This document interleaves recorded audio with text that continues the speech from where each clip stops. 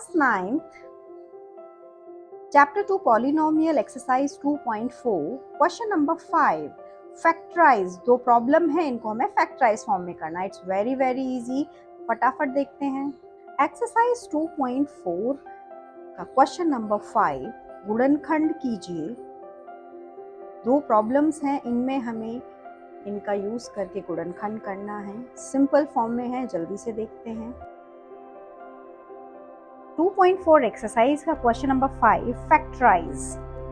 Factorise को हम simply अब हम क्या करेंगे, हमारे पास ये प्रॉब्लम है, इस प्रॉब्लम को बहुत इजी वे में सॉल्व करेंगे.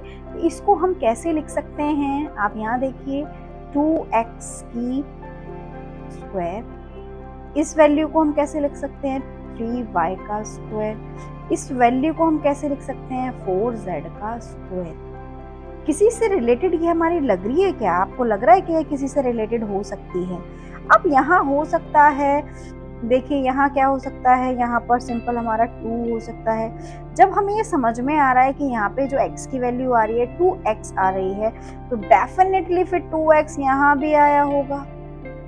और जब हमें लग रहा है यहाँ 3y आ रही है, तो डेफिनेटली यहाँ पे 3y भी आया होगा. अब यहाँ देखिए 2 2 जा 4, 4 3 जा 12. 12xy को हम कैसे लिख सकते हैं, ऐसे लिख सकते हैं. इससे हमें थोड़ा सा हिंट मिल गया.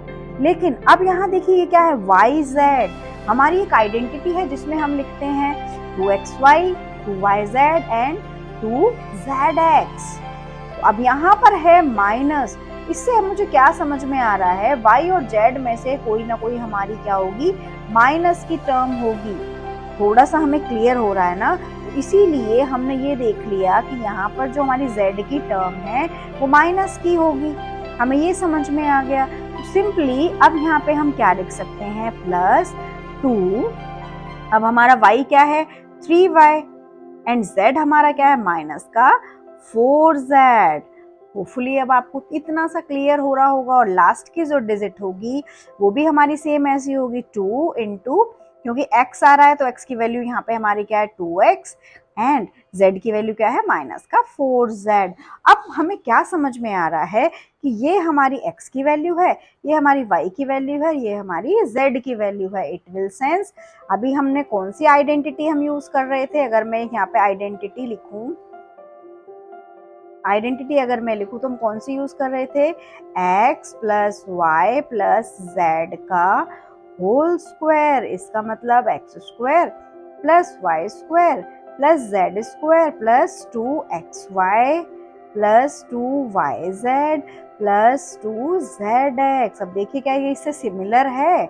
यहाँ पर देखिए x की जगह पे 2x है तो उसका स्क्वायर, y की जगह पे 3y है उसका स्क्वायर, z की जगह पे माइनस का 4z है और उसका स्क्वायर. अब यहाँ पे 2xy, 2x एंड y दोनों टर्म आई हुई हैं. यहाँ पर है 2yz, 2y एंड z, ये देख लीजिए आप. और यहाँ देखिए 2zx. So simple 2z minus का एंड x. अब हमें ये क्लियर हो गया कि ये किसकी आइडेंटिटी हो गई, ये वाली आइडेंटिटी होगी. तो इस आइडेंटिटी को अब हम सिंपलेस्ट फॉर्म में कैसे लिख सकते हैं, इजी फॉर्म में हम कैसे लिख सकते हैं, अब हम वो देखते हैं. तो अब सिंपल हम क्या लिख देंगे, ये तो हमारे पास यहाँ ये अवेलेबल है इस वाली फॉर्म में. अब हम लिखेंगे इस फॉर्म में.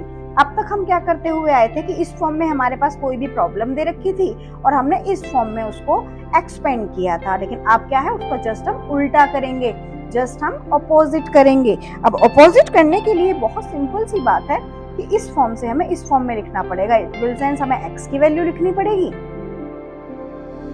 प्लस y की वैल्यू एंड प्लस z की वैल्यू और उसका होल स्क्वायर. अब आप देखिए होपफुली आपको ये चीजें यहाँ पे इतनी क्लियर हो गई होंगी. और जब इस तरह की कोई भी टर्म है, देखो यहाँ पे मैं ऐसे भी लिख सकती हूँ और इसको मैं स्क्वायर ब्रैकेट बना सकती हूँ. इसको मैं और कैसे लिख सकती हूँ, अब सिंपल फॉर्म में हम देखते हैं 2x प्लस 3y माइनस का 4z का whole square and this is our answer. Hopefully आप सभी को समझ आया होगा. चलिए अब देखते हैं क्वेश्चन नंबर 5 का सेकेंड पार्ट.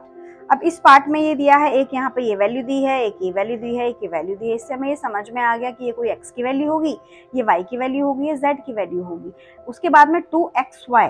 अब एक्स वाई हमारे ये दिए हुए हैं, इससे हमें क्या समझ में आ रहा है कि 2 तो हमारा फॉर्मूले में आता है, तो एक्स से क्या समझ में आ रहा है कि यहाँ पे एक, क्योंकि y के साथ x के साथ ही 2 है, y के साथ तो कुछ भी नहीं है, तो y तो हमारा सिंगल होगा, लेकिन हमारा x क्या होगा, √2। अब हमें इससे क्या क्लियर हो गया कि जो हमारा x होगा वो होगा √2x का होल स्क्वायर, एंड y हमारा सिंपल दिया हुआ है तो y तो हमारा सेम सिचुएशन में होगा।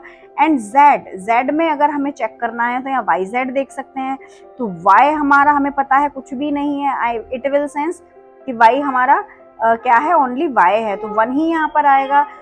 तो हमें यहाँ पर समझ में आ रहा है कि ये 2xy होगा, ये 2yz होगा। तो यहाँ पर अगर मैं इसे डिफरेंशिएट करूँ तो किस किस में डिफरेंशिएट हो सकता है, या तो ये 2 इंटू 2 में डिफरेंशिएट होगा, क्योंकि अगर मुझे दिखाई दे रहा है कि √2 यहाँ पर है, ये किसका है, आपको ये भी क्लियर होना चाहिए, ये x का है, लेकिन यहाँ पे भी √2 है, इससे क्या समझ में आ रहा है, पाई में तो कुछ है नहीं, तो z में क्या होगा, रूट की वैल्यू होगी।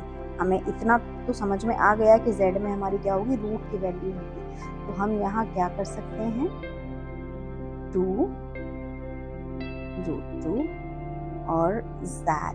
अब हम ये देख रहे हैं कि z और x हमारे माइनस में है, तो डेफिनेटली या तो x माइनस का होगा या फिर z माइनस का होगा, तो x तो माइनस का हमें मिला नहीं, तो सिंपली हम कह सकते हैं कि ये z हमारा क्या होगा, माइनस का होगा। तो हम या तो हम डायरेक्टली लिख दें, या फिर हम क्या कर सकते हैं, अंदर माइनस ले सकते हैं स्क्वायर करके और यहाँ प्लस कर सकते हैं, ठीक है। तो अब आगे इस वैल्यू को देखते हैं, यहाँ x और y है, तो हमें क्या समझ में आया, इसका मतलब हमारा y भी माइनस का होगा, माइनस y का होल स्क्वायर होगा, और हमारा z भी माइनस का होगा, ठीक है। तो अब ये क्या हो गया, √2x का whole square plus minus y का स्क्वायर प्लस माइनस का 2√2z स्क्वायर। अब इतनी बात हमें क्लियर हो गई। अब आगे चलते हैं, आगे क्या होगा, प्लस का 2 इंटू, क्योंकि मल्टीप्लिकेशन तो हमें लिखना ही पड़ेगा, 2 इंटू √2x, क्योंकि ये हमारी x हो गई और ये हमारा y हो गया, तो y हमारा क्या है, माइनस का है, सिंपल। अब हम आगे करते हैं प्लस, थोड़ा सा हम ओपन कर देते हैं, बीच बीच हो जाएगी अदरवाइज ज़्यादा। फिर यहाँ पर क्या आएगा, 2 तो आएगा ही आएगा डेफिनेटली, y है, y हमारा क्या है, माइनस का y है, एंड z हमारा हमने क्या लिया है, ये, इट विल सेंस 2 माइनस का 2√2z। अब ये हमारा z हो गया, सिंपल, हमें इतनी सी बात समझ में आ गई, ये था xy, ये था yz। अब हम लेंगे सबसे लास्ट में 2, एंड 2 में मल्टीप्लिकेशन किसका करेंगे, x भी है तो √2 and x, and simply if I right here minus का 2√2z, माइनस का 2√2z। तो अब इसकी सिंपलेस्ट फॉर्म क्या हो सकती है, बहुत इजी वाली सिंपलेस्ट फॉर्म है √2 का होल स्क्वायर, और फिर लिख सकते हैं हम, या फिर होल स्क्वायर ना यहाँ ना लिख के हम बाहर लिख लेते हैं, जैसे हम इसको कट कर देते हैं, चलिए मैं इसे कट करके दोबारा से लिखती हूँ, √2x प्लस माइनस का y प्लस माइनस का 2√2z। अब इसका स्क्वायर ब्रैकेट करके होल स्क्वायर, और अगर मैं इसको नॉर्मल फॉर्म में लिखूं तो क्या लिख सकती हूँ, √2x माइनस y माइनस का 2√z और इसका whole square. This is the answer. बहुत ध्यान से करना है ये क्वेश्चन, मैं फिर से आपको एक्सप्लेन कर देती हूँ कि 2x स्क्वायर था यहाँ पे, तो इसीलिए अब स्क्वायर करने के बाद ये 2 आया होगा, तो इसका मतलब है वो √2 होगा। फिर y स्क्वायर, अब ये माइनस का हमें कैसे पता लगा, यहाँ से पता लगा कि या तो x माइनस का होगा या y माइनस का होगा, और यहाँ पर देखिए क्या है, z भी हमारा या माइनस का होगा या प्लस का होगा। अब आप ये कहोगे मैम अगर y माइनस का है तो यहाँ पे क्यों नहीं हुआ, क्योंकि y भी हमारा माइनस का था और z भी हमारा माइनस का था, इसीलिए दोनों को जब हमने मल्टीप्लाई किया y और z को, तो हमारा वो ऑटोमेटिक प्लस में आ गया। इसीलिए आप सिंपल फॉर्म में से करिएगा। Thank you so much friends.